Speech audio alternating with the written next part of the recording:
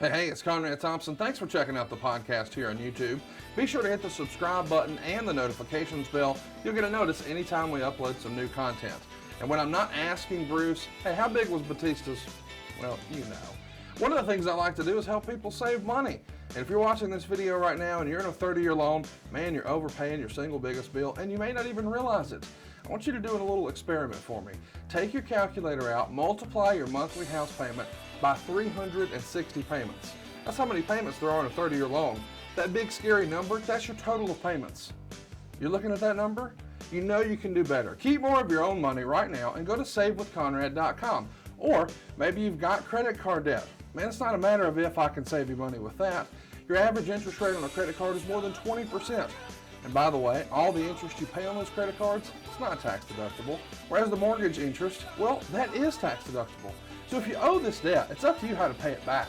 Doesn't it make sense to get the cheapest rate possible and the greatest tax deduction possible?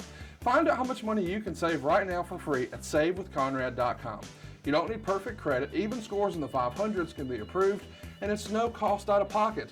But maybe best of all, we're licensed in more than 40 states. We can help more families than ever before. But how much can we save you? Find out right now for free with a quick quote from savewithconrad.com. Hey, it's Conrad Thompson, and you're listening to What Happened When? With the voice of your childhood, Tony Schiavone. Tony, what's going on, man? How are you? Well, Conrad, I'm doing great. How are you? Man, I am so great. It's great to be with you. I can say Merry Christmas / Happy New Year from where we are recording this, but these things are evergreen. You can listen to them in the middle of the summer because I know, I hate to say this, but I know you're going to enjoy this, although there were a lot of people who probably didn't at the time it was shot. Are you ready to talk about this topic today? Yeah. March 26th, 2001, Monday Night Raw. It's funny because off air, before we got going today, you said, hey, what's the date on this show again? You keep saying March 26th, but what year? And we got on the phone together. I said, Tony, you really don't know? And you were like, well, it rings a bell. I'm like, well, this is the day your life changed forever. How so? Vince is going to take over Nitro at the end. Oh, fuck this, you said.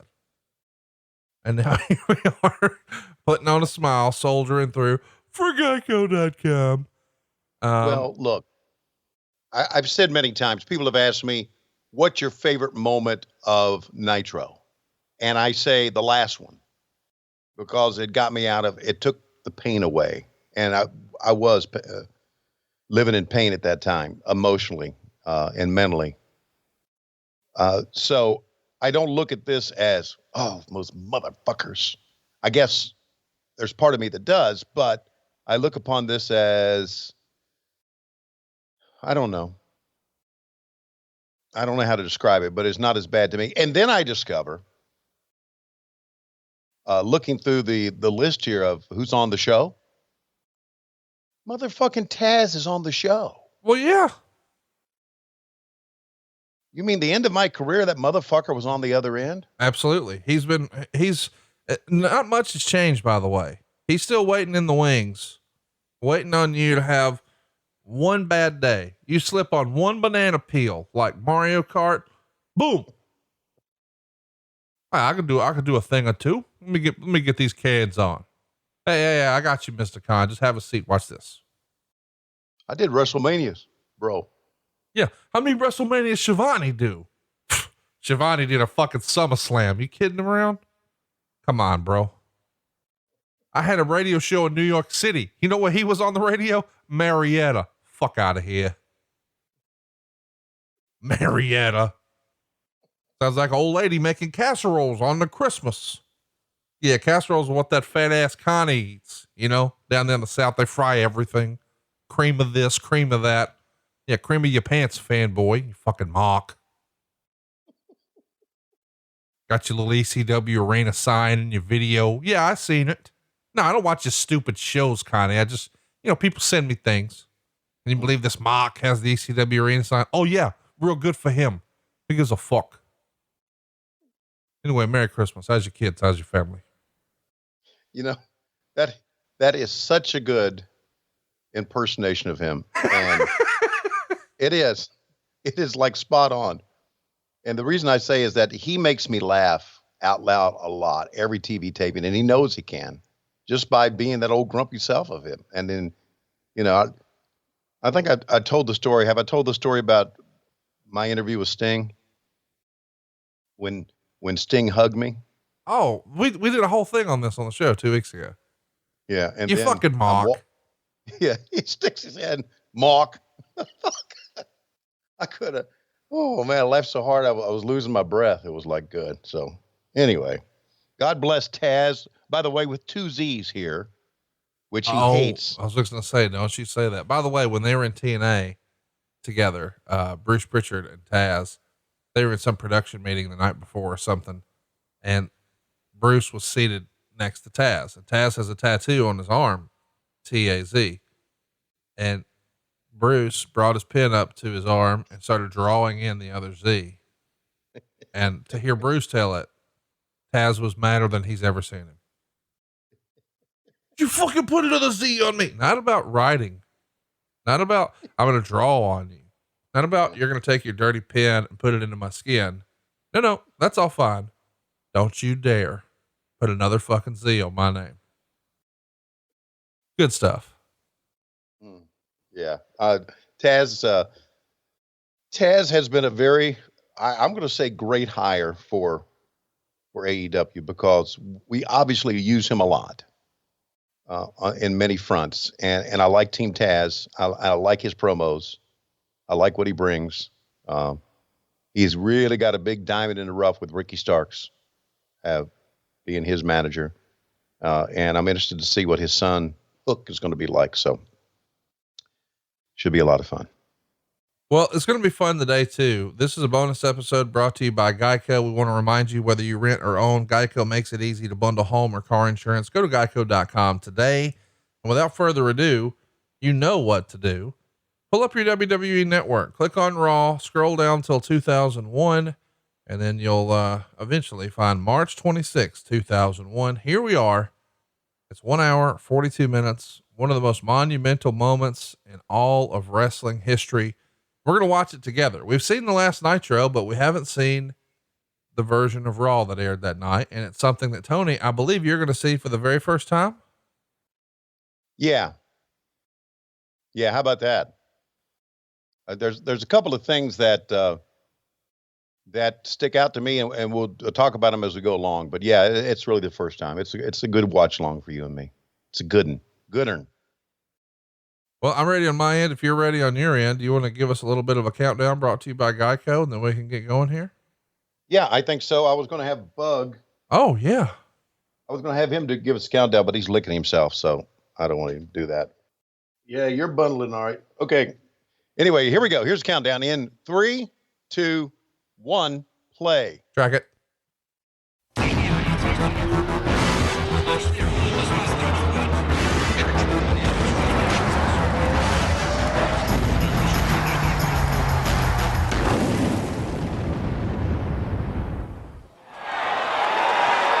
Well, now here's the WWF, and here's WCW. Well, there's Jeff Jarrett. And here we have the owner of the World Wrestling Federation, and now the owner of WCW. That's right. I'm Vince McMahon. I have purchased, I own my own competition. And tonight I have the ability to address WWF fans as to what this means. I have the ability to address WCW stars as to what this means to them. And yes, I have the ability to address WCW fans as to what this actually means to them as well. Tonight, at the right time, there'll be a special simulcast. And let me just say that tonight, for sure, one man will make history. And that's me, Vince McMahon. Now, as far as the Jeff Jarretts of the world are concerned, You know how Jeff spells his name? That's Jeff. Well, you know what? I would suspect that we'd spell it a different way after tonight. That would be capital G, double O, double N, double E. Gone. How about that? I think that may be one of his more favorite promos he's ever done. Let me give you the backstory. Bruce Pritchard is at Nitro, backstage, standing right beside Jeff Jarrett. And that was what you saw with Jeff Jarrett was a pre-tape. It wasn't live. And so they happened to be watching Raw on a monitor together. And Jeff Jarrett finds out, watching the show on a monitor backstage at Nitro, he's fired. And Bruce sees Vince say that. He didn't know he was going to say that, and looks up at Jeff standing over his shoulder.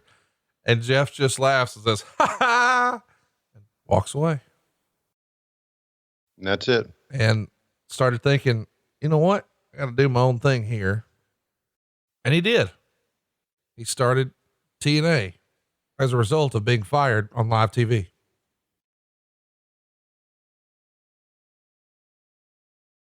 Wow. How many people can say, I walked out on Vince, and then I held Vince up for money. Oh, by the way, I went on it. He let me on his TV without a contract, and I called his cash cow, Austin 316, blasphemous. Then I held him up for money. And then once he acquiesced, I decided to hold him up for more money. And then I become world champion on the other show immediately.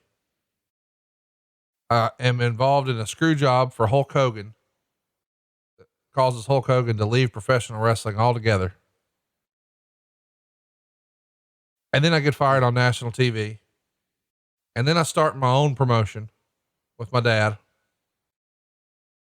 And then I get an investor who winds up being a party to the biggest scandal since Enron. And then I get another investor who's our PR gal, whose parents are billionaires. And then I managed to negotiate a primetime cable TV deal. And then I hook up with an Olympic gold medalist wife. I mean, are you kidding? Like, this is make believe. And by the way, after all of this with Vince and Jeff Jarrett, he's back working with the company. Isn't that something? There ain't nobody who's got a story like Jeff Jarrett. He might be one of the most interesting people in professional wrestling, but apparently he's got like a whole bunch of go away heat with certain sections of fans.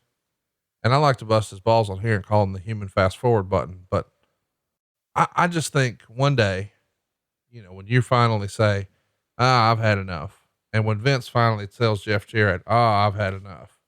I got to do a podcast with Jeff Jarrett. Mm-hmm. Gotta.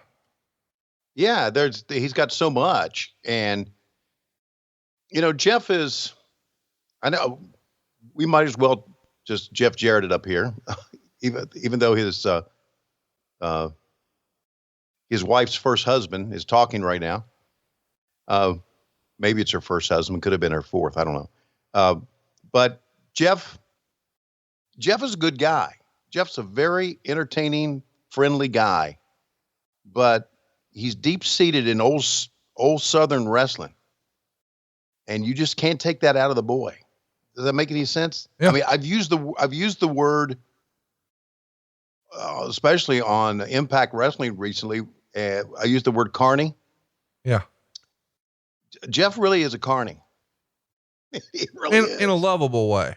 Exactly. I don't say that in a negative way when I talk about Jeff. It's just that, you know, he's old school wrestling. He really is. And now there's another special episode sponsored by Geico that we have out there with David Crockett. David's old school wrestling. But he never jumped back and forth between 10 or 15 different companies and held people up for money. But so anyway, Jeff Jarrett is an interesting story. This whole night's an interesting story because now what's going on here as Kurt Angle is talking, we're having our show at the same time. And it's really amazing. It's an amazing thing when you think about this. And it's an amazing thing when you think about how this was. Vince has had some great shiny moments as Mr. McMahon, as WrestleMania 3 when he sold out the Silverdome, Pontiac, Michigan. I mean, big moments in his business life. But I would venture to say this is one of the biggest. It has to be. Just a really amazing time. And let me say this, when this was going on, when this show was going on, I was thinking to myself, okay, for us, it's got to be business as usual. I've got to do the same thing I've always been doing. Right. Because even though we knew that he had bought this, we didn't really know what's going to happen. Right. I didn't know if I was going to go to work for Vince the following week. I had a feeling I wouldn't, but I didn't know. I mean, I thought he may use me in an angle to fire me, or he may use me or not use me. And I was talking to Bruce backstage a little bit, and I was talking to Shane, who was there. I had no idea what the future held for me or the people who work backstage, the wrestlers. None of us did. So it was very much an unknown. And so on my half, I don't know how people felt. On my part, I have no idea. I had no idea what to do. So I just did what I usually did.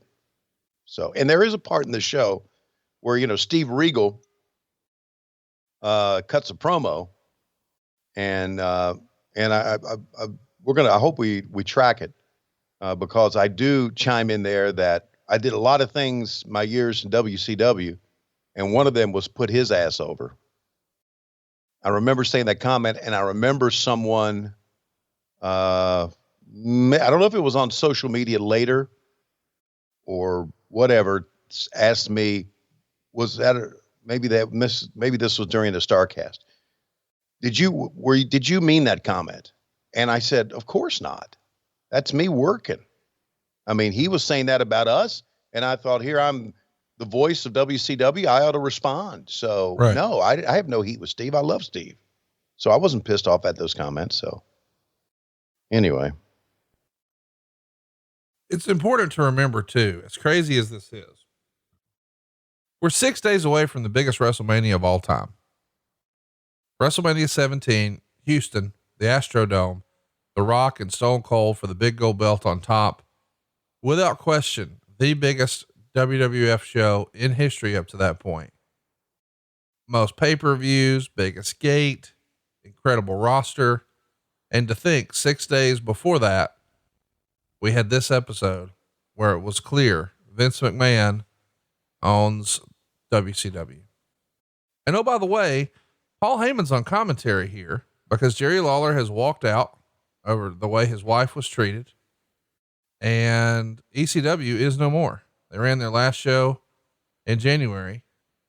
So now, a year prior to this, we had ECW, WCW, and the WWF.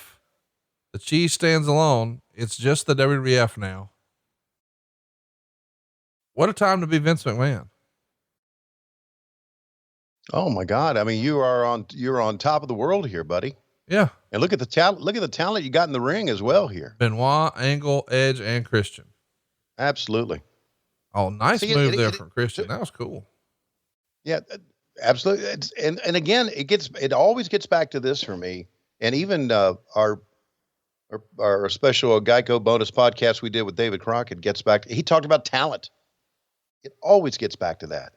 We got another little Vince McMahon skit coming up here. I'm going to track it for this because this is important. Now, can you believe this? I mean, what else we can see? You got Kurt Angle tapping out. You got Luger and Buff Bagwell on the screen. I mean, the Lex Express has run out of gas and Buff's been stuffed. I mean, that could happen tonight. No, I want you and Triple H, to simply take it easy on your vacation. Listen, if two people deserved it, you two definitely deserve it. And stay tuned, because not only are you going to see the simulcast later on, but tonight, I mean, think about this. Think about the fact that I'm going to team Austin and Rock up together in a tag team match. Yeah. Now, wait a minute, listen up. Against Undertaker and Kane. Tonight, that's right. Yeah. No, everything will be just fine. It's a tough job, but, I'll do my best. I'll talk to you later. Bye. Champagne's good, strawberries are even better.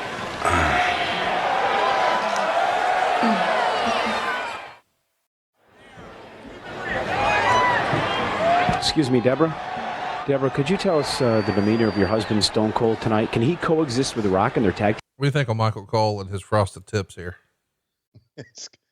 Maybe I should get frosted tips. God, please do. Oh, here you go, you mock. The answer is no, and neither can The Rock coexist with Stone Cold.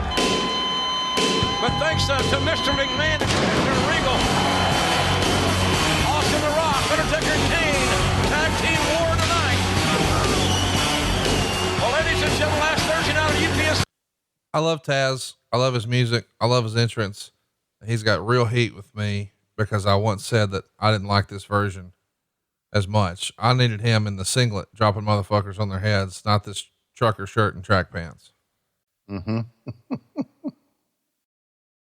Look at this. That's going to be him to you when he finds out you got more pre-tapes next week. Fuck it, Schiavone. Man, it'll go down. I don't know how much longer I'm going to live, but it'll go down in my mind as one of the great characters I've ever worked with. He really is. He's tremendous, dude. Yeah. Here comes a character right here. Venis. He's no longer a porn star. Now he's here to change WWE programming for the better and get rid of all the violence and the sexual rumor and innuendo. Oh, and these guys are here to drink beer and clothesline people.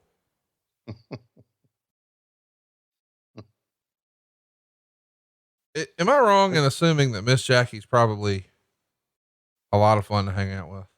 Yeah. Yeah.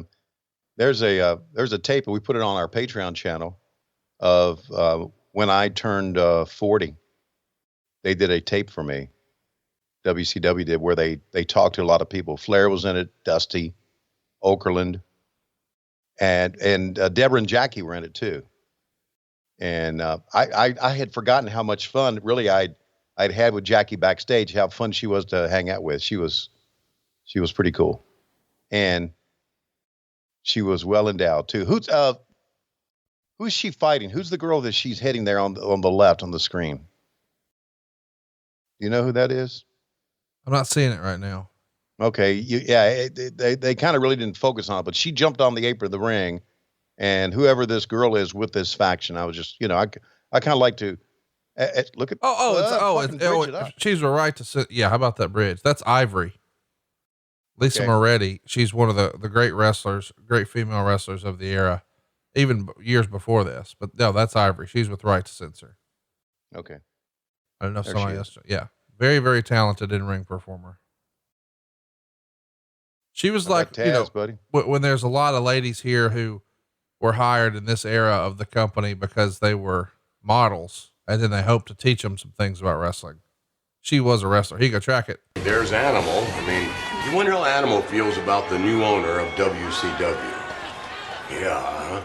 And, you seem to be quite ready for your tune-up match here just prior to WrestleMania. Yes, I'm more than confident of my abilities tonight, sir. Thank you. Best of luck to you, Commissioner. Now, I assure you, this is going to be very interesting, just like the rest of the night. Be very interesting for you. After another phenomenal game. What do you think about that? Is Vince McMahon living his dream or what? Yeah, I'm just thinking. Okay, I'm gonna say it here. Okay, say it, Tony. Okay. Say it, God damn it. How much pussy on the side do you think he got? All of it. Now I'm not. All of it. I'm not saying. I'm not saying that. Is that Trish Stratus with him right there? Yeah. Okay, right, I'm not saying Trish. Because I don't know. No, I don't believe that one. Right, but if you smell what I'm cooking. Yeah. My God. Just he looks so natural in those skits, doesn't he? Here's the looks thing like- though, with all the stress and all the pressure and all the shit he's had to do and all the shit he's accomplished, doesn't he deserve a little? Oh, look at there, Doink the Clown in the crowd. That's what I'm saying. Like, of all the shit you've had to put up with, you deserve a little. Diamond and I He does. agreed. You saying me as Tony Schiavone? Yeah, you as Tony Schiavone. How about this Legends Battle Royal? You see who all's in this, dude? The Bushwhackers, Doot, the Gobbledygooker, and Brother Love. I think we've covered this in the archives on our show. This was the WrestleMania at Houston, right? Or was it? Yes. Yes. With Bobby Heenan and Gene Okerlund doing the commentary. And yeah, I think here he goes. Here he is. Lord Steven Regal.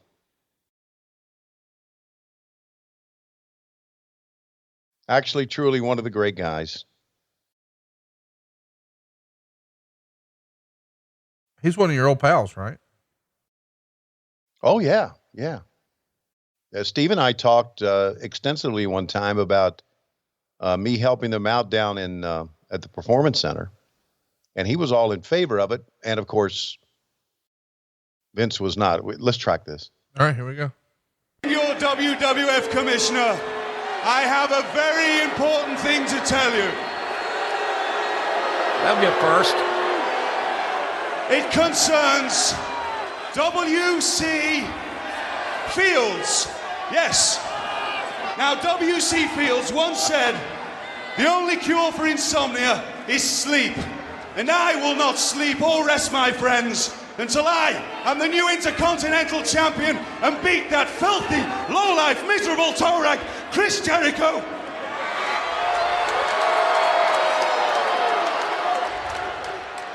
Anyway, tonight, for my warm-up match before WrestleMania 17, I am going to fight someone from a very prestigious wrestling family. A very tough person indeed. The Hollies! Hollies? Regal calling out. Come on, I want to fight one of the Holly family. Well, here comes Crash, the WWF Light Heavyweight Champion. How about that little stomp? That's the way you stomp into Nitro. I can see you getting up to the desk. Move over, Tazz. God damn it. Get in the back. Go find Starkman Jones.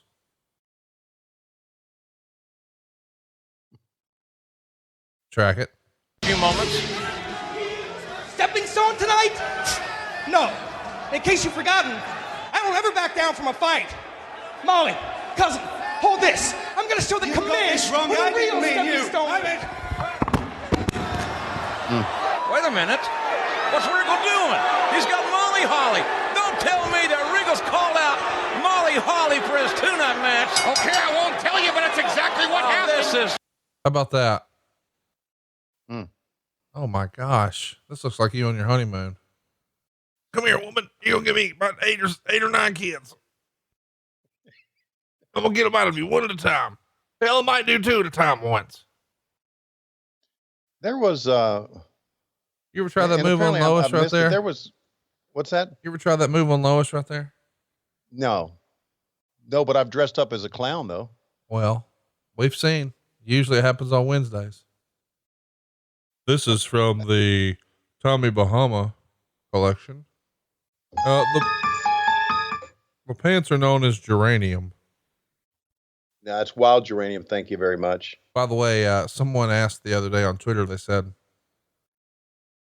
they asked me on when they were watching you on Dynamite, who the hell dresses Tony? And I quote tweeted it and said, usually Tommy Bahama and Skechers.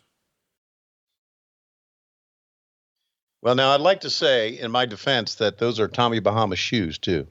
Oh, of course. Why wouldn't that be? Every day of my life, I'm decked out head to toe. Look who it is. That clown was Chris Jericho. Wow. Don't take your shirt off. Oh, he did. I did not know that. Well, there's a lot I didn't know, but Him in the full gimmick. See, when he's got it just tights and paint, it's not as funny to me. I need the full Doink outfit.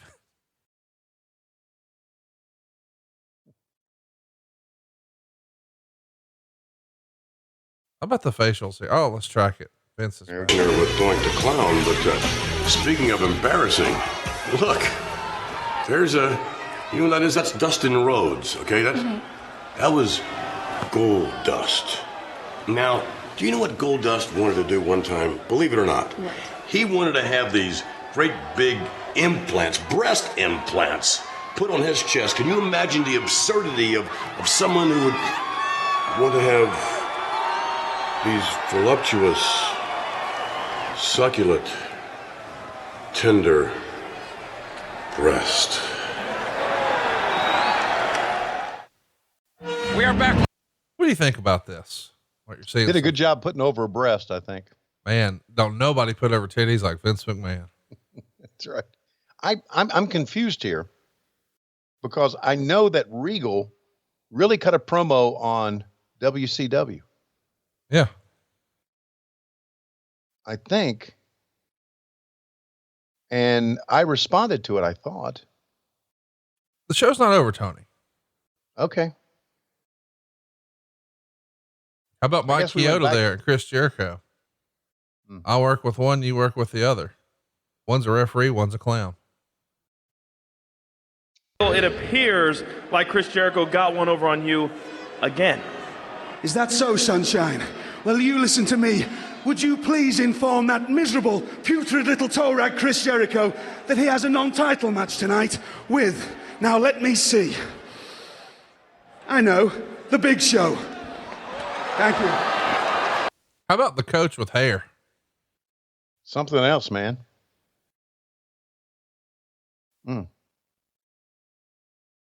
How was, I knew how our business was at this time. I know this is the day they won the war, but it was, it was on the way. How was their business though at this time? Really, this was a boon time for them, a great time? Peak. Sell out every show in seconds, bigger houses, bigger gates, more fans, higher ratings. Peak. Their business was never better. Yours was never worse. Amazing, huh? It is. You think about it? Here's Rhyno. Real life friend of Edge and Christian here. Just amazing when you think about, we really almost put him out of business. And he kicked out big time, didn't he? Oh yeah. Well, it's easy to kick out big time when your opponent is a fucking goof. And we were the fucking goof. Can I ask you a question? Mm-hmm. Do you follow Lenny Dykstra on Twitter? I do not.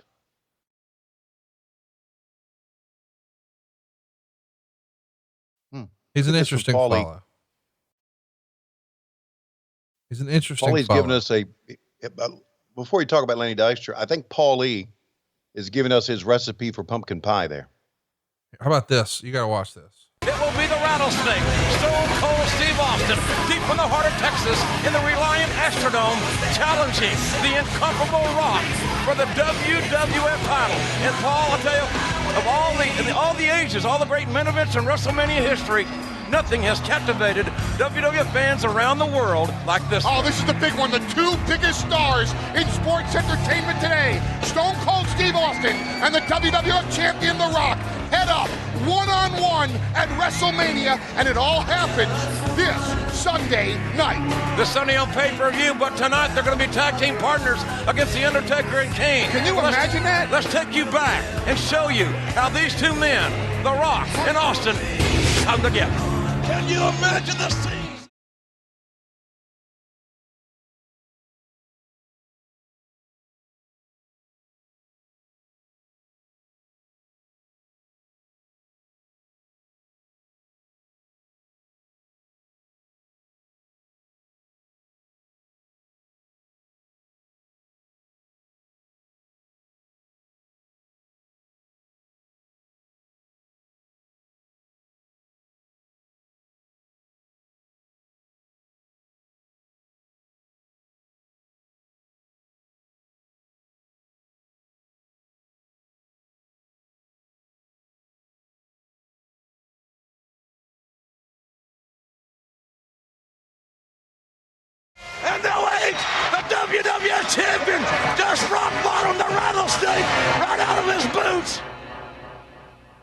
Dude.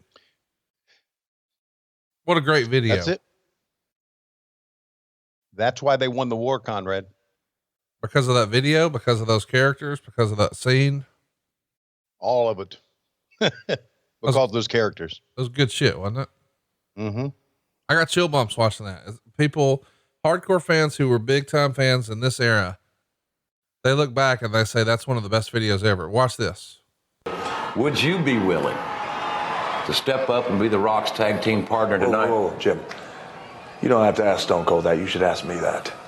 I don't need a partner. I don't want a partner. And at this point in time, he'd be the last guy I would ever want as a tag team partner. You gonna answer all my questions? Did you ask me the question? Yes, I did. You gonna answer all my questions? You know what? You got that little T-shirt that says "Just Bring It" on the front of it. Well, that night when you're looking up at the lights and that little T-shirt says "Just Bring It," you will know that Stone Cold just brought of it. Yeah? Well, you got your little T-shirt right there too, Austin 316. Austin 316 says, "I just whipped your ass." Right? Well, I say, "Just bring it." You say, "I just whipped your ass." So on April 1st, why don't you just come try and whip the Rock's ass? The fact of the matter is this, is I will give you every drop of sweat, every drop of blood, every ounce of energy I have. Win, lose, or draw, you are gonna get the absolute best of The Rock at WrestleMania. And there's a reason why they call me The Rock. There's a reason why they call me the most electrifying man the world has ever seen, and all that. And there's a reason why they call me the best. Come April 1, two unstoppable forces will meet.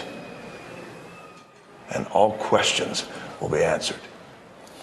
Do I want to beat you on a personal level? Oh, hell yeah, I do. But on a professional level, which bleeds over in my personal existence, I need to beat you, Rock. I need it more than anything that you can ever imagine. There can be only one.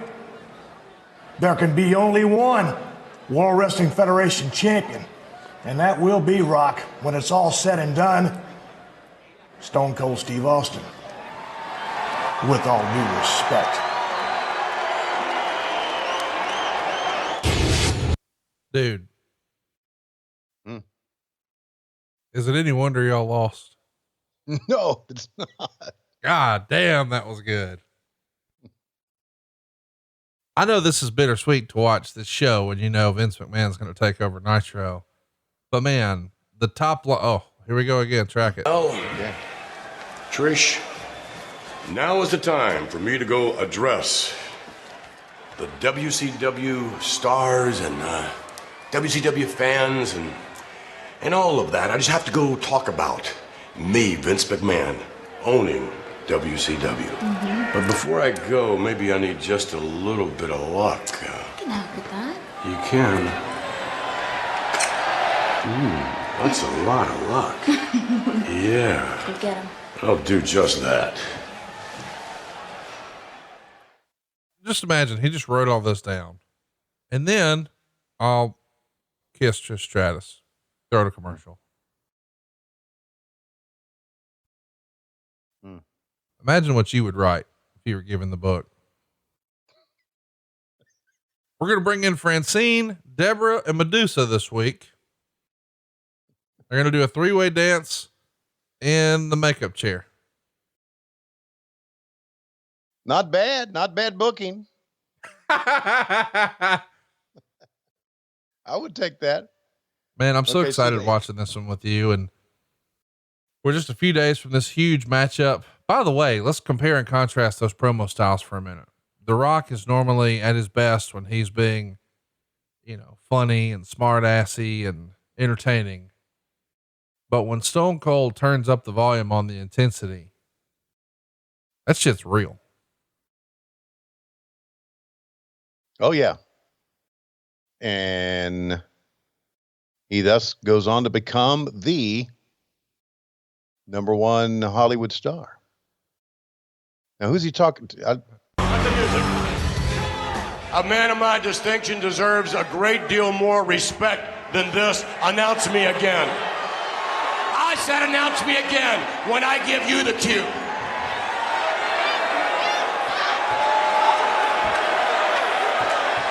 You know why he's doing this? Not really. Because he can.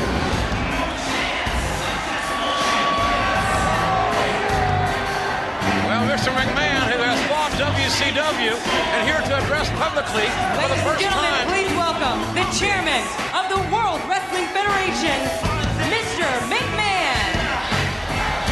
The chairman of the World Wrestling Federation, the owner of WCW, the man that will fight his own son this Sunday at WrestleMania, live on pay-per-view, the winner of the Monday Night Wars. Ladies and gentlemen, the man himself, the czar of sports entertainment, Vincent K. McMahon. Wasn't that a great intro? Man, I got to tell you, this is good stuff. I don't know why this is so entertaining to me, but it is. Let's track it. Here. For the first time ever. That's compelling. For the first time ever in sports entertainment history, this broadcast is not only being seen here on TNN in Cleveland, Ohio, but is also being seen across TNN, Turner Network Television. Now, there's only one way that can happen. There's only one way and one man that can make history like this happen. Obviously, you all know I have acquired WCW.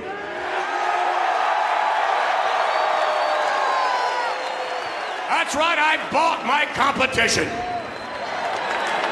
Now then, it's not exactly final. Well, it is and it isn't. You see, the only thing is Time Warner can't sell this property to anybody else because nobody really knows what to do with it. So therefore, this is what's going to happen.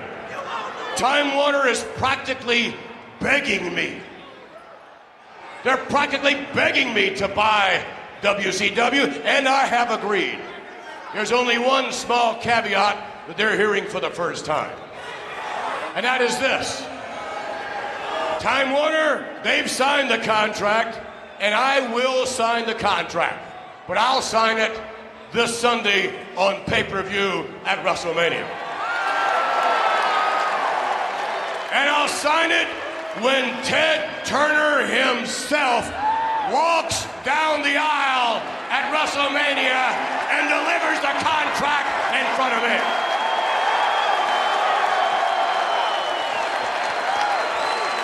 Now then, some would say, geez, Vince, how did you do it? How did you do it, Vince? I mean, you were up against this media conglomerate, Time Warner. You're up against a billionaire. I mean, how could you possibly do this? Well, some might say I had a little help along the way with certain WWF superstars and things of that nature, but quite frankly, the truth is, I did it all on my own. It was my effort. It was my money. And it's like, okay, Vince, how can you possibly beat a billionaire? Well, there's only one answer to that, and that's become one yourself. So now, you have to understand, when Ted Turner walks down the aisle at WrestleMania and practically begs me to sign the contract, I'm going to do it, and then I'm going to reserve a seat for Ted. I'm going to put him right over here, right in the corner, because I want Ted Turner to watch what I do to my very own son, Shane. Some would say, come on now, Vince, don't boo me. Some would say, Vince, you can't do that to your own son. He's your flesh and blood. But you've got to understand what it means to be a competitor. Nobody understands that better than I do. Because you have to grab your competition by the throat and you've got to squeeze the life out of your competition. Just like I did to WCW. And just like I'm going to do to my son Shane this Sunday. And by the way, may I add, in my corner will be my charming and lovely daughter, Stephanie, will also be my companion, Trish. And Trish will wheel down in the wheelchair. Trish will wheel my very own wife, Linda. And we're gonna park Linda right over here in this corner. And Linda's gonna watch what I do to Shane McMahon this Sunday at WrestleMania. Now then, what should I do with WCW? Well, there are a lot of things I could do with it. I might like to have some input from some of you here in a moment. I mean, I could take WCW and just kind of like put it on the shelf. I could do that. I mean, I could sit back and watch those videotapes of Hogan doing that ridiculous, whatever you call that. I could watch that over and over. Them talking about how they're going to bury the WW. Oh, I'd get a great deal of pleasure just sitting there watching night after night, sitting there watching the videotapes backwards and forwards. Because you see, there's an old expression. They used to laugh at WWF. There's an old expression about he who laughs last laughs best. And you can see I'm not exactly laughing, but I've got a real big smile on my face. Then again, if we don't take WCW and put it on the shelf, we could do something else with it. We could take WCW and perhaps turn it into this huge media conglomerate, much like World Wrestling Federation Entertainment is today. We know how to do that. But if we do that, I'm wondering, well, who should be a part of this WCW? And maybe you can help me out here. When I give you a thumbs up or a thumbs down, I want you to react. Maybe you can help me out a little bit, assuming we'd want to acquire some of those stars. Let's start with Hulk Hogan. Up. Hogan down. All right. Let's go to Lex Luger. Up. Lex Luger down. How about Buff Bagwell? Up.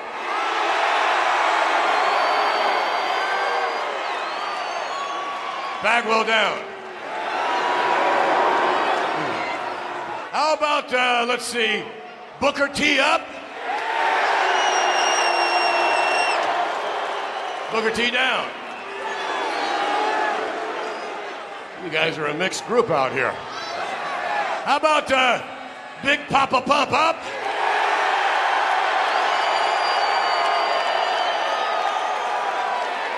Papa Pump down. Ooh, wow. Well, I don't know that you've necessarily helped me, except that, let me just say this.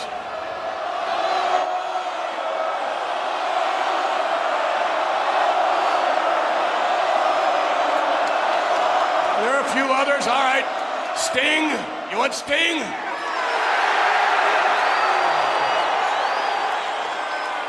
All right, Goldberg.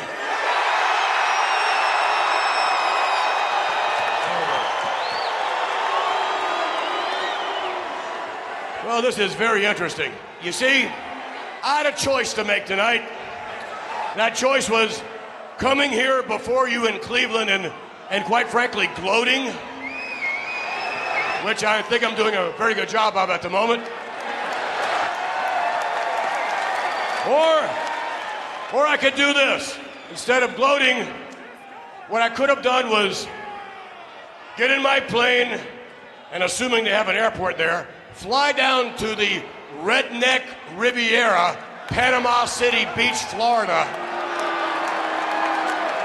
and walk out there and give every WCW star a piece of my mind. because that's what I really want to do. But how appropriate is it that WCW's last broadcast is in a beer hall? How appropriate is that? Surrounded by a bunch of beer-drinking rednecks. There are obviously a few here tonight. But nonetheless, I've opted to come before you here as opposed to walking in the ring and lining each and every one of those stars up. Every single one of them. So I can look right in their face and say, Goldberg, Booker T, and all the rest of them, to look them right in the face and say, you're fired. And that's exactly what's going to happen, because WCW is going on the shelf. It's going nowhere. WCW is buried. WCW will remain buried. Just like anybody here in this arena or anyone in the world that gets in my way. Every single one of you, when you attempt to compete with me, and that includes my son Shane, and I'm not too proud to say it, every single one of you will be buried. Just like WCW is buried.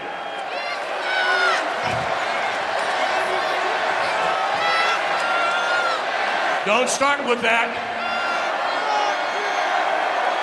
I deserve more respect than that. Damn it, I'm Vince McMahon. Damn it, I own WCW. I own the WWF, and you will treat me with respect.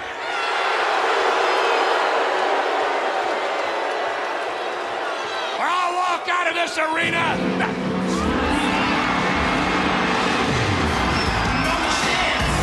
Oh my!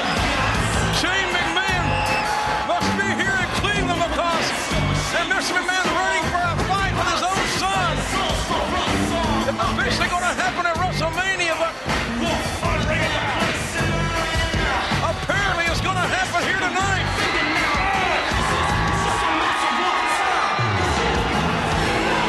Wait a minute. We're seeing this.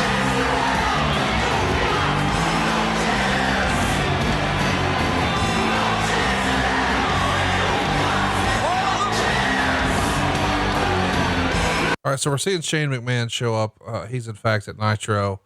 I didn't want to just continue to track the whole show, but Tony, what do you make of Vince's sort of victory lap in the middle of the ring here? And then, by the way, doing, I don't know, a mass execution, thumbs up, thumbs down for the entire roster. I just thought it was, and it was long. I got it. I thought it was compelling TV. Yeah. For wrestling fans. If you're really into the sport, it's compelling TV. If you're not into the sport, if you're casual, it kind of grabs you. I thought of all that.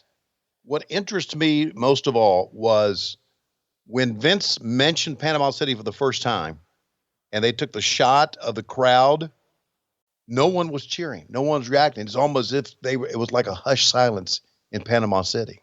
Yeah. And that's kind of what caught me.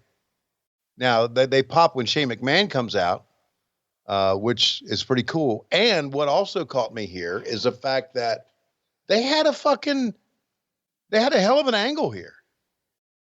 If they would have just played it out correctly, which I guess history says they didn't.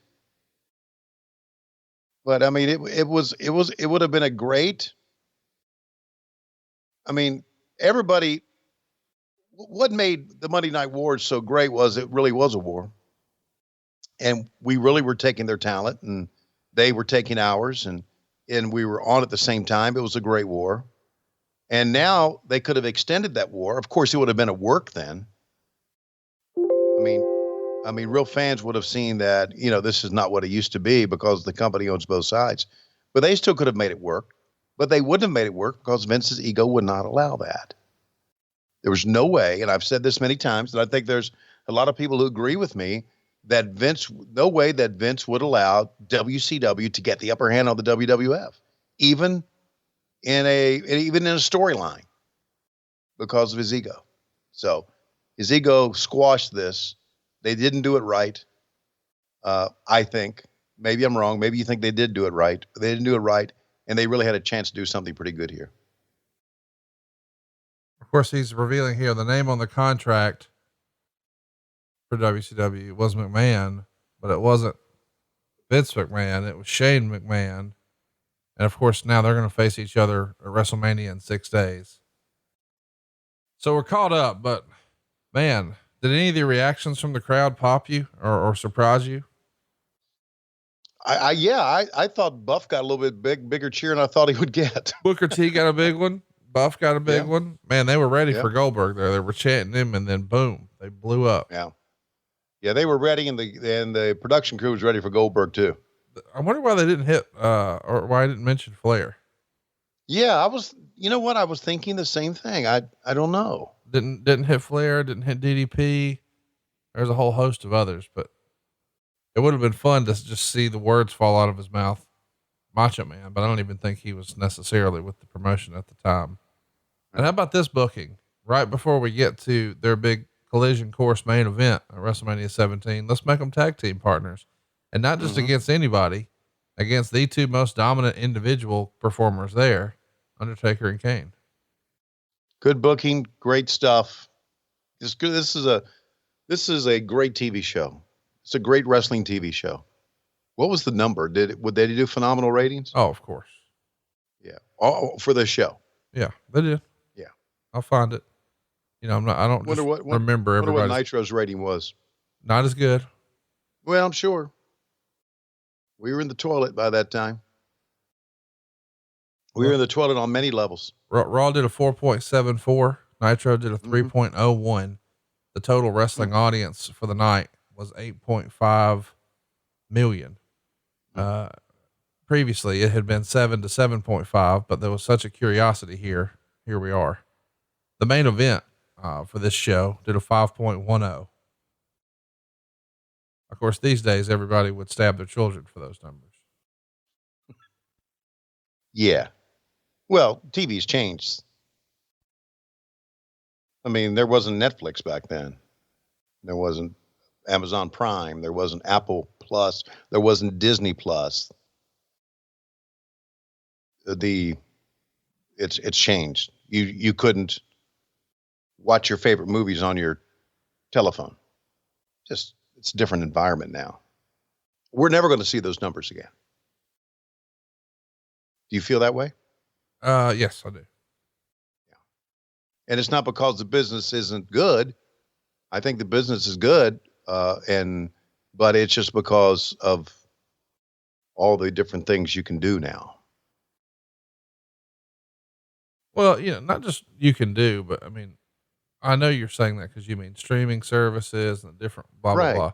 But there's also DVR. Whereas once upon a time, wrestling was a lot like football. Like, I don't know about you, but I don't want to watch a football game on tape delay. I don't want to record the game and watch it tomorrow. And I know a lot of people have to do that because of work, but everyone's preference is you need to watch a football game live. Just like I don't record the local news. Whenever I would advertise or buy advertisements from a mortgage company, I always looked for two things. Let me get the prime news. So the 6 o'clock news, the 10 o'clock news, whatever. And let me get sporting events. So, SEC football, the NFL, blah, blah, blah. People are not going to tape those and watch them later. But I think with like wrestling, dude, I tape it every week. Let's track it here. Now, you attorneys, just shut up! You listen to me, damn it!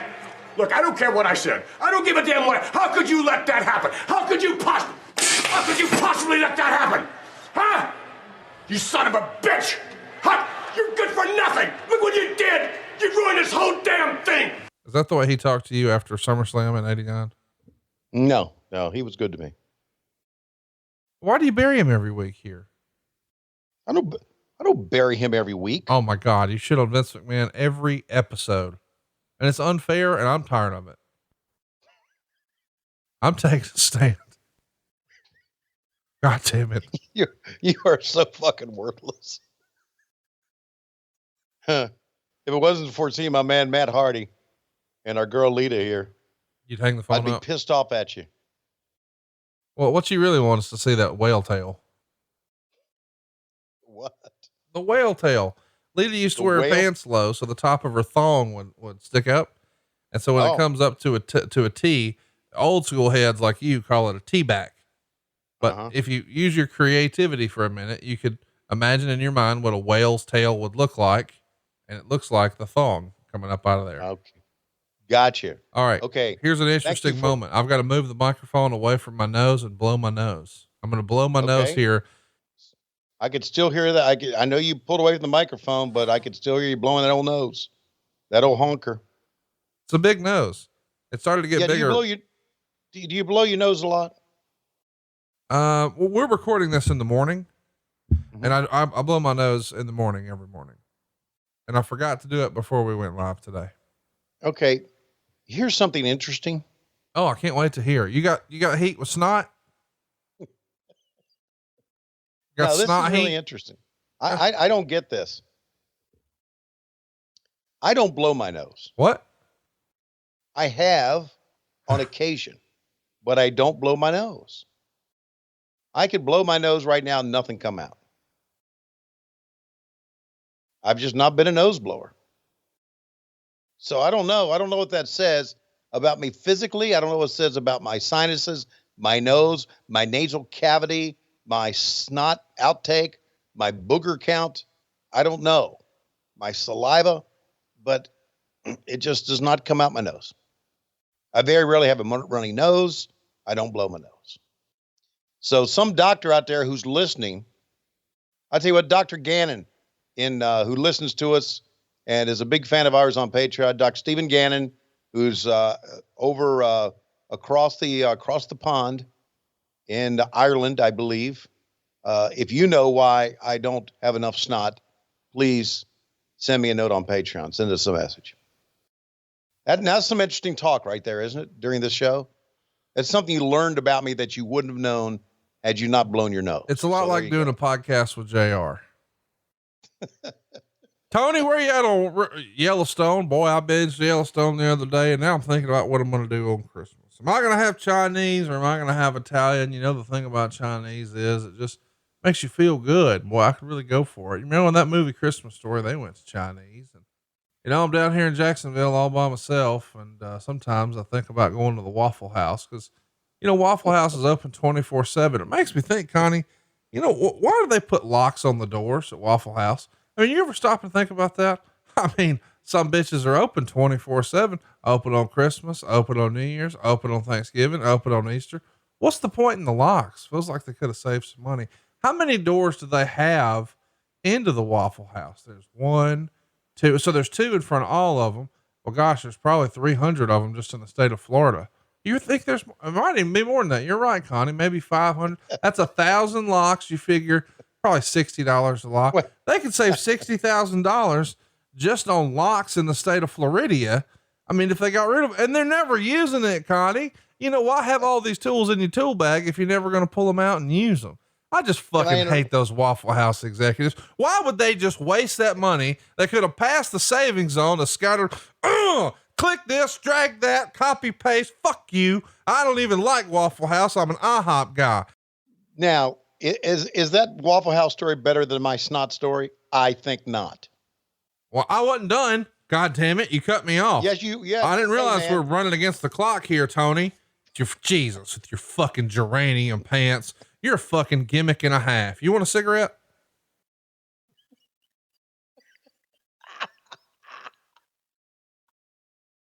Oh, hello, kind sir. Don't you get tired of that fucking Conrad Thompson always coming around here with his positivity and cheering bullshit? He's like a fat DDP, right? Except with instead of stretches, it's powdered donuts. Jesus fucking Christ. Asking me all these stupid Mark questions like, why didn't you push Chris Jericho? Cause Vince didn't want to, God damn it. Can we talk about Yellowstone? Fuck. Jesus Christ. You know, I didn't even get to go to an Oklahoma game this year, Tony. Did you know that? I haven't missed an Oklahoma game. God damn. It's probably been since the 70s. I managed to go to one. Hell, I don't remember the last time I didn't go to all of them. Didn't go to none. I'm doing my social distancing. Put on your fucking mask, Tony. Why aren't you wearing a mask when we're talking right now? I know you're at home by yourself. Put on the mask, Tony. Jesus, you fucking Skechers, your goddamn geranium Tommy Bahama. Oh, can't hide money. Just gonna spend it all on fucking pink pants. That's Tony Schiavone. Pink pants, Tony Schiavone. That's what we're gonna call you around here. Anyway, you want a cigarette? No, but I'd like to spear Lita. Oh my God. Sorry guys, we fell behind. Listen, we're transparent here on the show. We got to deliver 10 of these shits today. And, we were supposed to do one like every 10 minutes. That's sort of what we agreed to. And we got so sidetracked watching the show, we kind of forgot. We're all caught up now. So now they'll just start hitting you every 10 minutes or so. Our apologies. How about Mike Chioda there? I say we hit it 12 times. Well, you clearly did with all them kids you got running around. It's our show. We do what we freaking want. What do you think Undertaker's saying right here? Who's that? Kevin Kelly with the microphone? Kevin Kelly. I need to say a few things about Conrad. Oh, the sugar donut thing, powdered donut thing, you know, you need to stop them. Here's the fact. And we all know this. If anything happens to that fat fuck, Tony Schiavone may have to end up doing a podcast with Cassio Kid. Oh, and he's a fat fuck too. So he won't last long either. And then what will happen to Schiavone in his later years? What will he have to do? Have to hang with Lois? I think not. And he just might end up offing himself, which I'm sure a lot of trolls on Twitter, Kane, would love. Here's the fact. Let me take my top off to accentuate this. The fact is that Conrad needs to get on the Peloton with his wife, work out every day, stretch those quads, stretch those calves, stretch that big hog of his, work on that belly. He needs to live about, let's say at least another 30 years. So by the time Schiavone is in his 90s, he's still making money.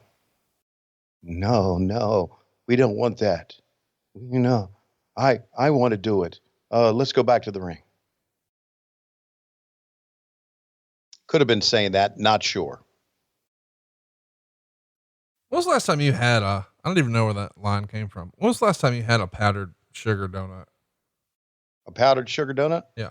You know, those little round ones they sell in the little bags. Yeah. You know what? You know what my favorite donut is? Well, it better be Krispy Kreme. No, there are some specialty donut shops around the Atlanta area that I like. See, you're fucking highfalutin. Sublime and Duck Donuts are very good. I've heard of both of those. Yeah, they're very, very good. They're very fancy. Yeah. You know, like one of them's got like bacon on it, you know, stuff like that.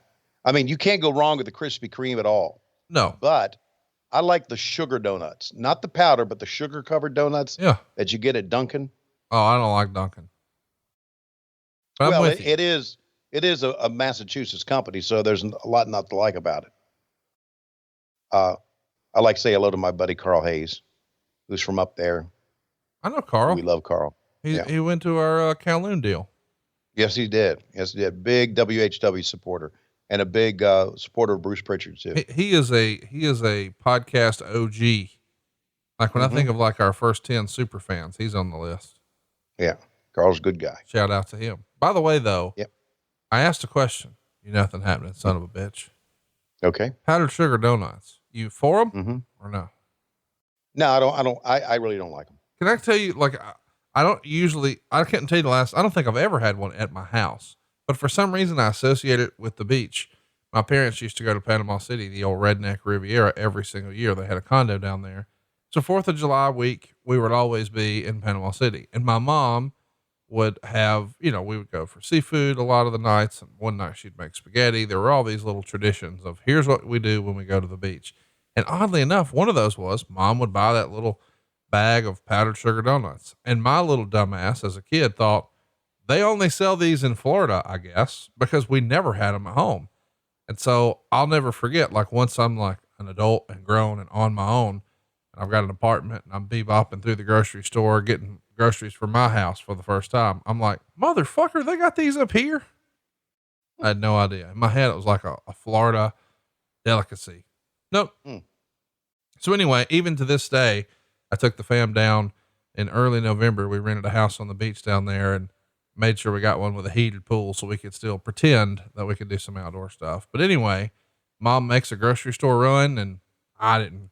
She's like, what do you need? Water and Coke Zero. I don't care about anything else. And then of course, later as I'm going through looking for stuff, ta-da, there's that little bag of powdered sugar donuts. It's like, it's on my mom's list.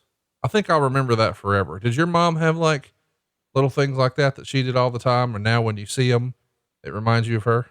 Oh yeah. Give me one. Well, you're going to shit on it, so I might as well give it to you. Okay. Cream chip beef.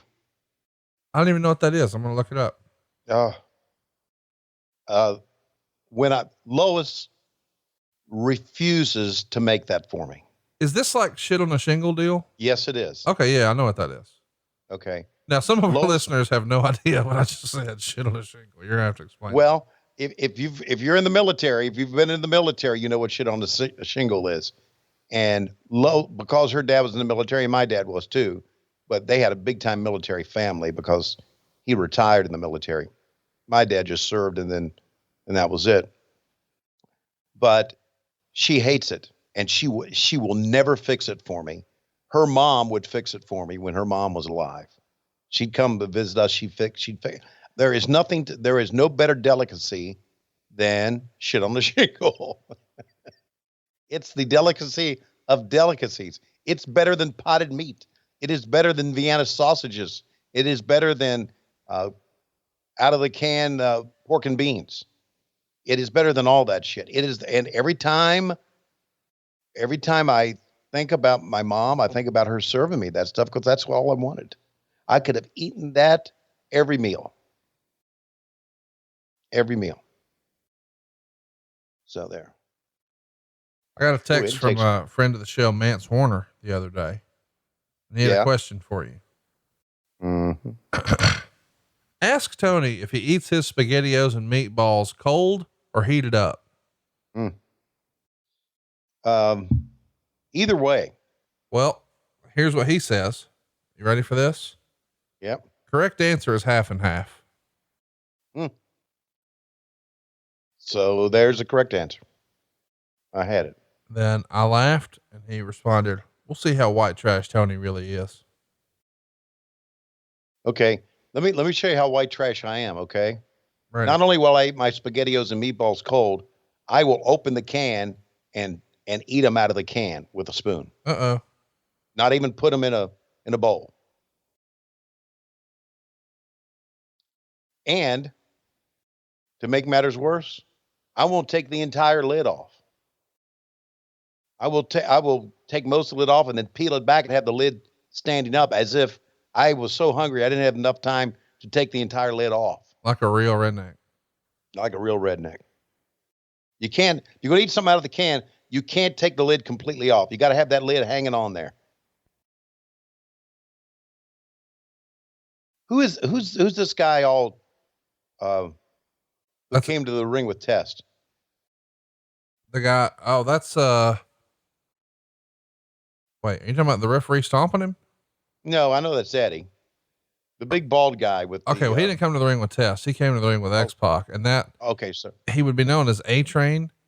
But his real name is Bloom, and he's one of the NXT higher ups now. He helps run the performance center. Okay. It kind of looked to me like Dill Pickle, who works for us, works for DDP, who has Southern Honor Wrestling, who wrestles the Sunny Days. Oh, here we go. Let's track Austin here. With The Rock against Undertaker and Kane.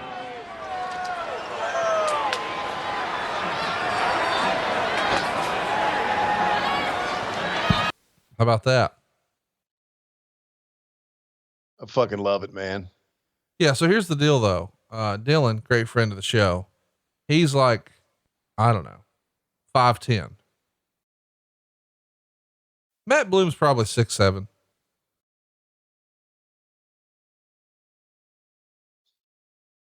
And one of them's bald. One's not. One has his nipples pierced. One doesn't.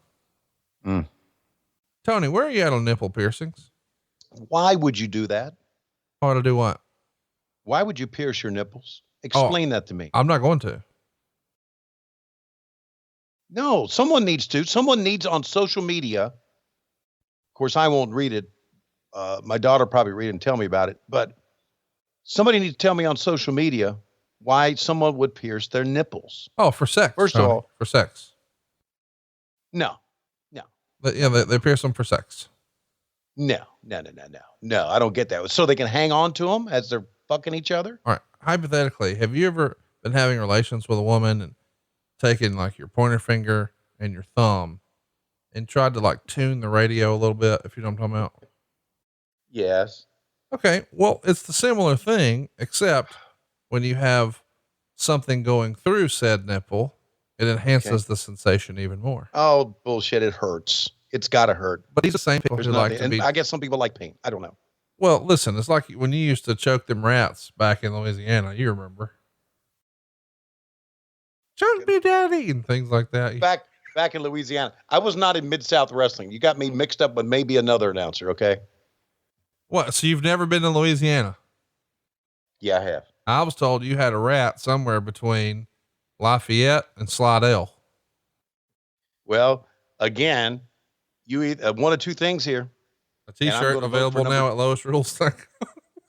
Yeah. I'm going to vote for either you're misinformed or you lie. And I'm going to go with the latter. I am not upset about this show. And again, when people ask me, what's your favorite moment? My favorite moment was getting out of town. My favorite Nitro moment. So I'm not, is Foley going to talk about, us shitting on him here? Here we go. Let's or try did it. He? Hello, Vince. Mr. McMahon is back. Mick, hey Vince. I'm in no mood. I'm in no mood for this. I fired you. If you're not out of that ring, I'm going to call the cops and they'll take you out because you are trespassing on my property. Now get the hell out of my ring. Wait. Vince, can't we talk this over a little bit? You're trying to tell me that I can't be a part of WrestleMania? Well, Vince, look, I hate to disagree with you, and by golly, I hate to quote the little engine who could, but as the little engine once said, Vince, I think I can, and I'll tell you why.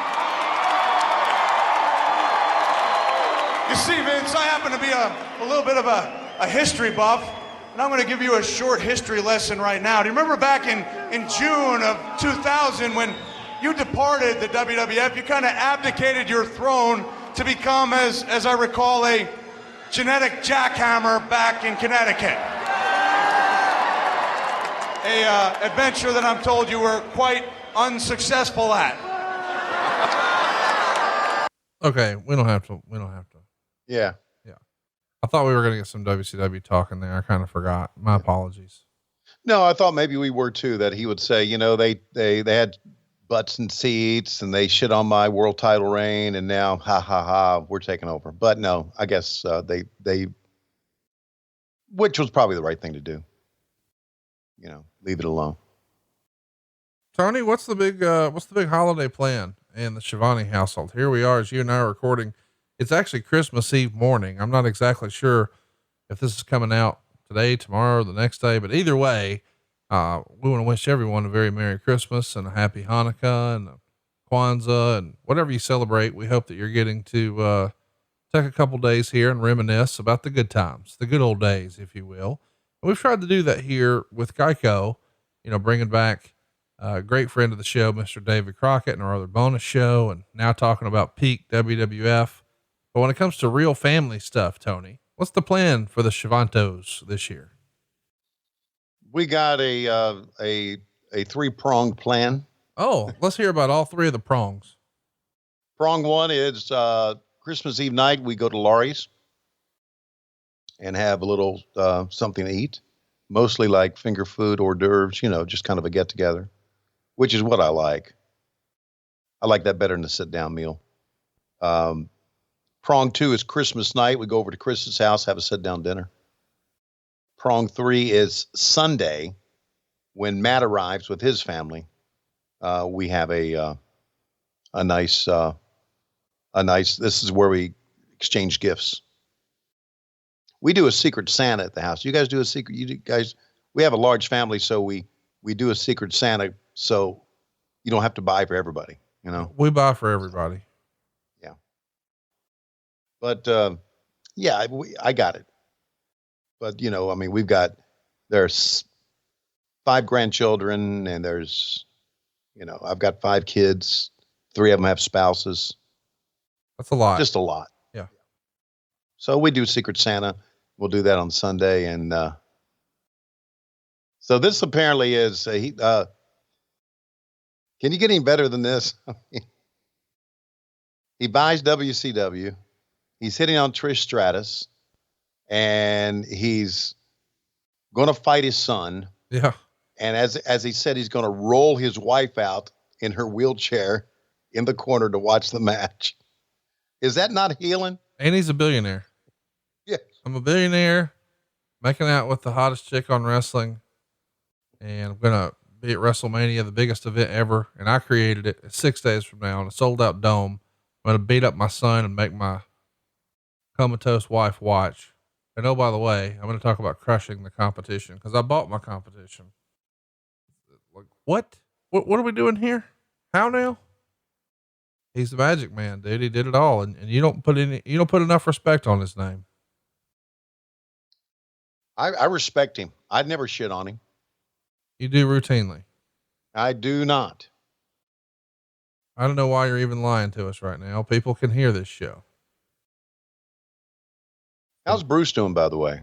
Talk to him. He's miserable. Okay? He's miserable. Yeah. Well, he wanted to be, right?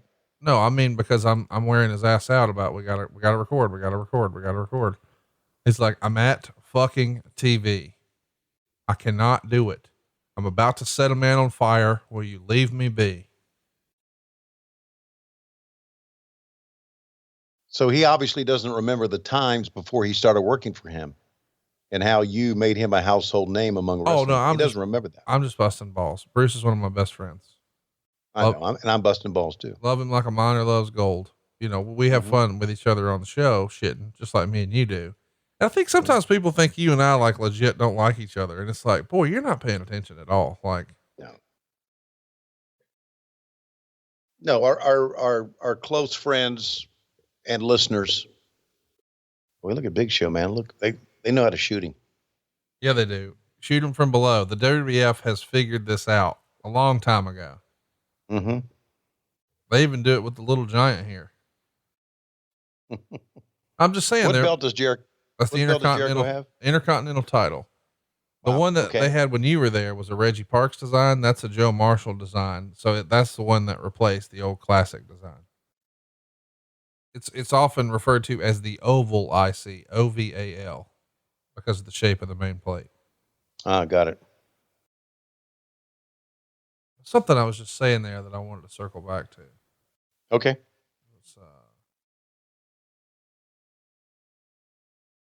Well, you don't remember? You don't remember? You want some Prevagen? I do. I feel like this is the time where I was supposed to say something, but I don't remember what it was. Something poignant, something important. I don't know. Maybe it was something about saving money. Let's track it here for Vince.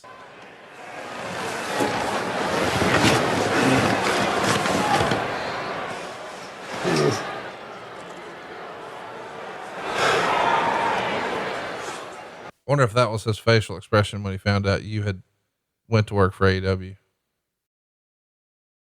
Doubtful. Probably bit into a strawberry very angrily. I love he's got heat with strawberries. Yeah. I think you're way ahead of me. Give me a time cue. Oh my gosh. I'm 119, 45, 46, 47, 48, 49, 50, 51. How does this happen? Okay. I'm with you now. How do I get behind? You got slow internets? No, I got great internet. I bet you I got the best internet in this whole neighborhood. You got a slow computer then. That would be it. I got to buy me a new computer. I got one this year, man. And you know, it's funny. I jokingly said to Megan, I don't know if she's going to do it or not. I haven't pressed, but I retired my old microphone that we recorded. I can't tell you how many hundreds of podcasts on. And I retired my old all-in-one desktop that it was all on. And I jokingly said to her once, you know, how come if like you hit a home run or you have a good game or whatever, you go frame your jersey, you frame your bat or whatever. But if you have a good run with a microphone, you just fucking throw it in a pile. I'm going to bronze my goddamn microphone. Yeah. And you know what? I'm going to bronze my damn computer. Just hang that sumbitch on the wall. This is where you created something to wrestle and all these other shows and blah, blah, blah. Why not? Sure. So I'm with you. I'm low key hoping that's a Christmas present I received this year. I'll let you know how it goes. And of course you're a PC guy and I'm a Mac guy, right? I would rather fucking eat my own arm than be a Mac guy. And don't get me wrong. I have in my hand right now an iPhone and I use AirPods and my wife loves, an iPad. And once upon a time I used an iPad every day, but I just cannot get with that software from Windows 95 on. I was a Windows guy and I was using Windows before that, but I felt like Windows 95 was like the first big breakthrough. And I learned all the little shortcuts and spent a lot of time, you know, figuring out how to operate their software. And now to use something different, it would be like going across the pond and driving on the other side of the road. You could do it, but you'd have to really think about it. It's not second nature. And I can't make myself do it. I bought two Macs. The iMac when they did the all-in-one thing. The house I was in before this was my first like really nice house. And I was like, hey man, I got two little built-in desks. I'm going to throw these on there. These things will look awesome. I kept them like a month. Then I just gave the motherfuckers away. Like I can't even use these. Just here, come get them. If you'll pick it up, you can have it. To my friends. And they love it and still use them and they've upgraded them and blah, blah, blah, but not me. No, it's the best. Especially with what we do. People say for audio and video, it's the way to go, right? Right. Oh yeah. And not only that, I can, you know, you and I text back and forth. We text back and forth while we're doing the show. I can text from my iMac without having to text from my phone. And I can FaceTime from my iMac. It just all kind of fits together for me. So, but anyway, that's neither here nor there. The fact is Jericho and the Giant, doing some bumping here, aren't they? Look at the size difference between the two, dude. Yeah.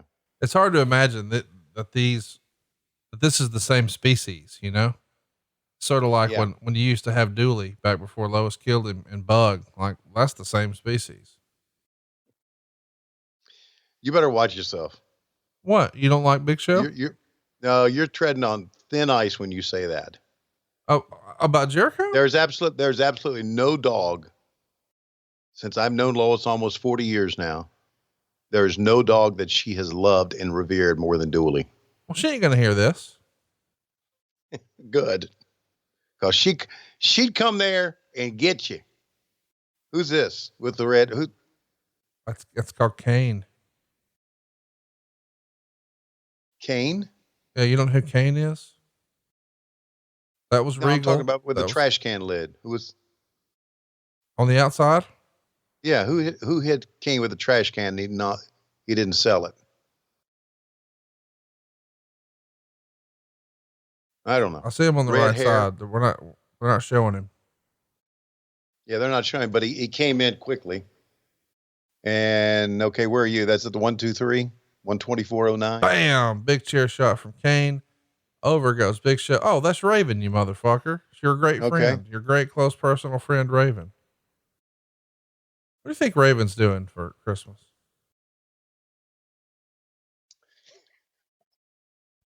I don't know.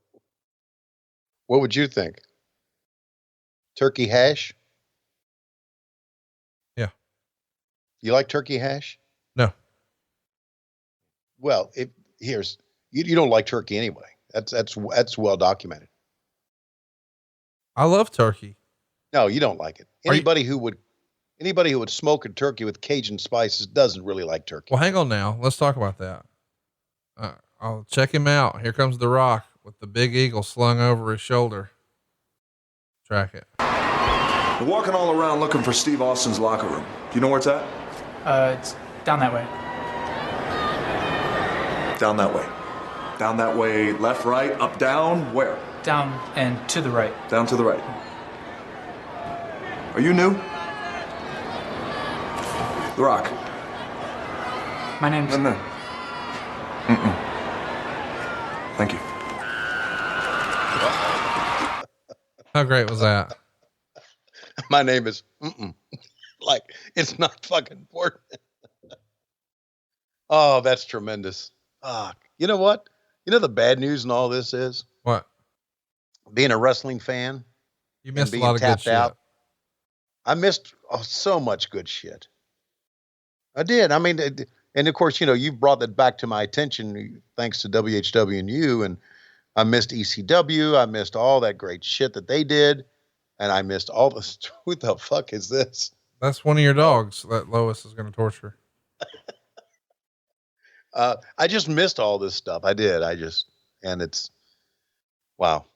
You know what? I think I've realized now, it probably wasn't Lois that killed Dooley. It was you. I mean, you've admitted on this very show to hitting dogs with baseball bats when you were younger.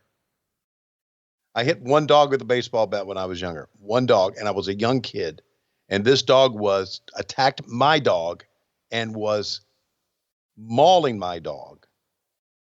And my dog, by the way, his name was Ringo. My dog was squealing and he was getting mauled. So I picked up a bat and hit the fucking dog with it to get him off my dog. Make you feel better to abuse an animal? Did it make you feel better to abuse an animal? No, see, now don't you start that shit, because I support animals and I donate to shelters. So don't you start that. Let me also fuck you. I love when you get all lathered up like this. Hey, and you know what? And another thing, let me tell you, well, I'm starting a lot of cinema. I'm not finishing very many. I'm so frustrated in real life, for real. This is not working, Tony. This is shooting Tony. And you don't want shooting Tony, because when I start cinema and I don't finish, it's not good. And fuck you. Motherfucker.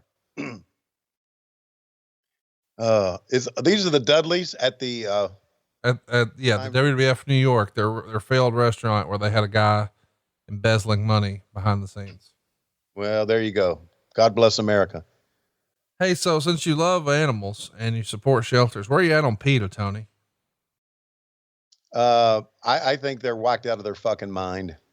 Okay. I was going to say, you better quit. Oh, here we go. Better track this. Just so we're clear on this, you don't want to team with The Rock. The Rock doesn't want to team with you. Our match against The Undertaker and Kane tonight, just as long as we know you don't mess with The Rock won't mess with you. But now hold on. What you're saying is cool with me, but when the match is over, all bets are off. Is that understood? You're damn right it is. Good. Man, this is going to be some. How fun is that? And again, to your point, they know how to shoot the big guys, don't they? Start They sure low do. and shoot up. Yeah. Small things. Can you And believe the they guys leave who the beefaroni ads in here? Wow. The Hardys. Wrestling in the snow. Was that Christopher Daniels who just took their moves there? It could have been. I didn't even notice. Here we are. It's main gotta- event time. And you know what that means? Time to talk about Geico. Hey, Conrad, do you own or rent your home? Yeah. Well, good. And I know it's hard work. Believe you me, I know it's hard work here because we work on the house all the time, thanks to that sweet, sweet Conrad money. And as you can tell, I found my copy. How about the Undertaker riding a motorcycle to the ring? How cool is that, dude? Yeah. You love this. This is the version of Undertaker you love. Well, I just thought it was time to don't get me wrong. I love the ominous, crazy music and low lights. And I mean, some of that stuff was really, really fun, but I do think it's cool to reinvent yourself and switch it up a little bit and evolve. Jericho's done it. Undertaker's done it. I just think it's important. If it's the same thing over and over, greatest night in the history of our sport, eventually you get canceled, you know? Gotcha.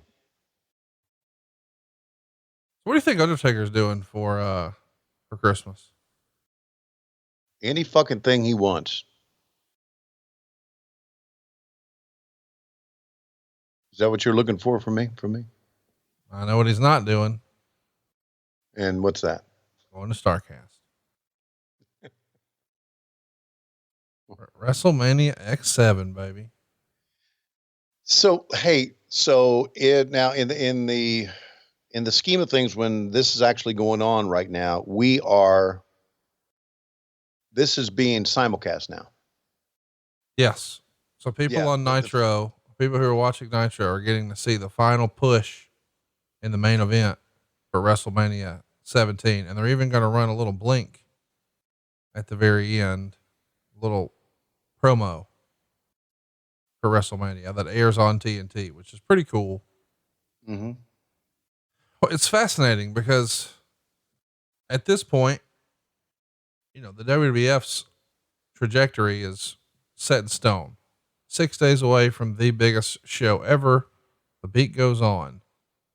But when you're finishing up Nitro and there's some WWE officials, Shane McMahon, Jerry Briscoe, Bruce Pritchard, they're in town, you've got to be wondering what's next, right? Yeah. Talk about that. About me, what's next? Yeah. What you were thinking that day about what's next. Well, I to be honest with you, I was thinking that maybe, just maybe, I have a chance to go to work for Vince again.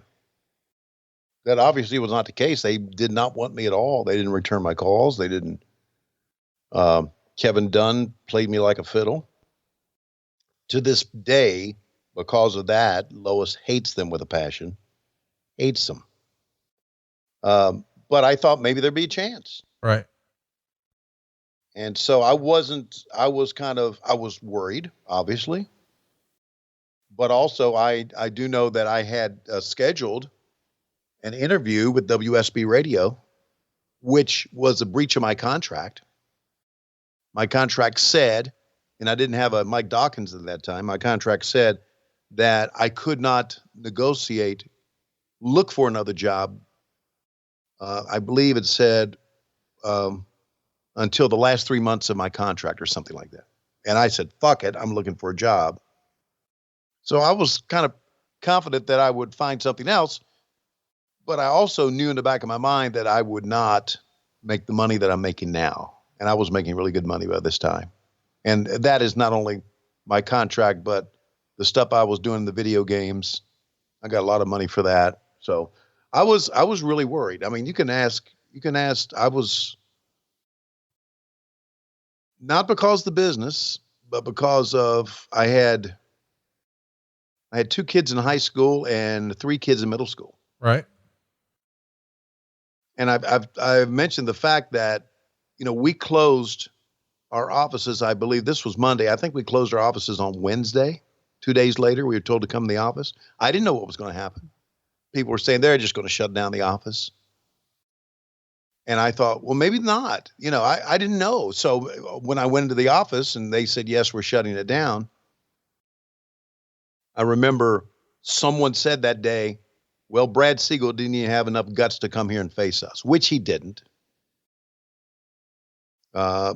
and I don't know if he's doing anything now or not, but may all his ventures be unsuccessful. Wow. Yeah, he's a piece of shit. Coming in kind of hot. Yeah, he's a lying piece of shit. He's not like Jamie Kellner, who was a dumb piece of shit. But, you know, pieces of shit are pieces of shit regardless. He's a film producer now. Is he? Yeah.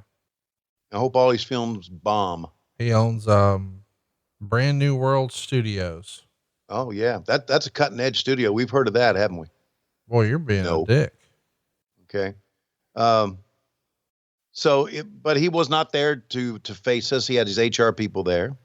And they said, we do have WWE people here if you would like to talk to them about a job.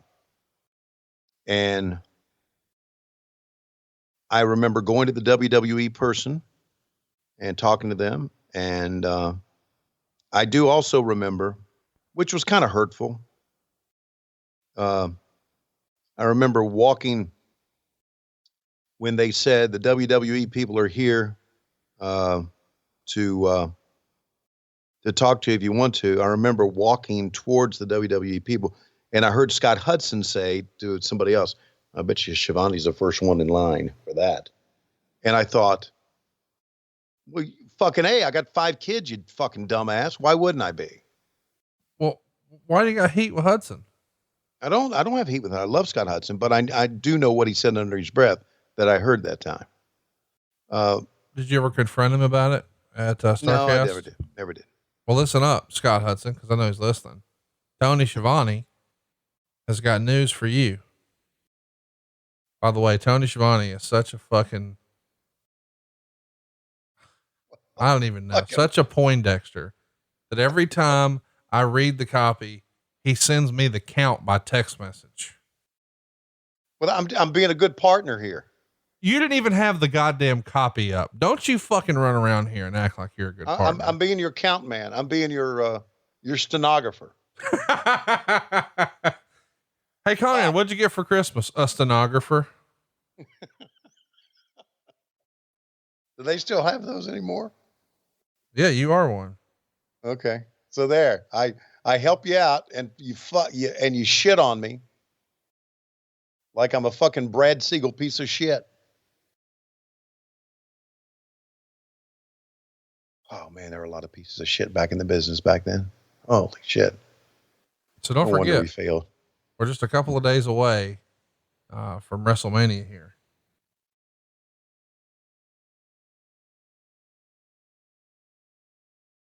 Well, there's Triple H with a cheer. And the jean jacket like he likes. Let's track it here to the finish. Austin's got the cover. Stone Cold beats The Undertaker. Here leads to the game. The game of the world.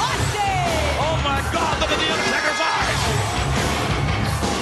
Can you imagine what The Undertaker's going to want to do to the game this Sunday at WrestleMania? I guess that's worth mentioning. It's Undertaker Triple H at WrestleMania. Yeah, I would think it was that. Wow, The Undertaker does the job on the final Nitro. Well, you think he's going over at WrestleMania? Well, with the streak and one whatnot? One would think, but then it's Vince's son-in-law, right? Or son-in-law to be. Mark Eaton throwing Stone Cold some beers. You don't think we're going to have any shenanigans here, do you? Probably just drink these Busch beers and going home, right? I would think so. Not. You ever do that in the pool? What, drink Busch beers like that? Like Stone Cold? Just drink beers like Stone Cold? No, I never did. I think that's the reason you get a pool if you're a wrestling fan. So you can do the Stone Cold beer guzzles. Just sling it all around. Cheers it. Guzzle, guzzle.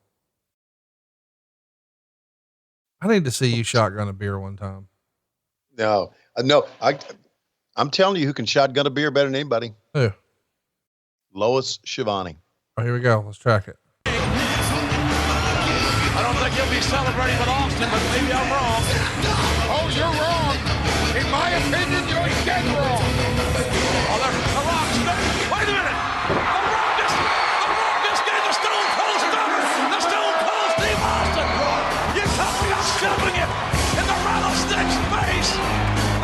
WWF champion has just get Stone Cold. Stone Cold's own finishing maneuver. And Debra, Austin's wife, The Rock's manager, can't believe what she is seeing. And now The Rock calling for the cold beverage. How personal can this get? And now The Rock just gave Austin a beer to remember him by. The Rock just stunned Stone Cold Steve Austin. And by God, can you imagine what it's going to be like when Austin comes to? Can you imagine what it's going to be like this Sunday at WrestleMania? The biggest extravaganza in the history of the WWF. And that man, The Rock, has just shoved it. Foot and all down the gut of Stone Cold Steve Austin. And now the tip, the salute, the toast. My God, WrestleMania, The Rock and Austin, Sunday.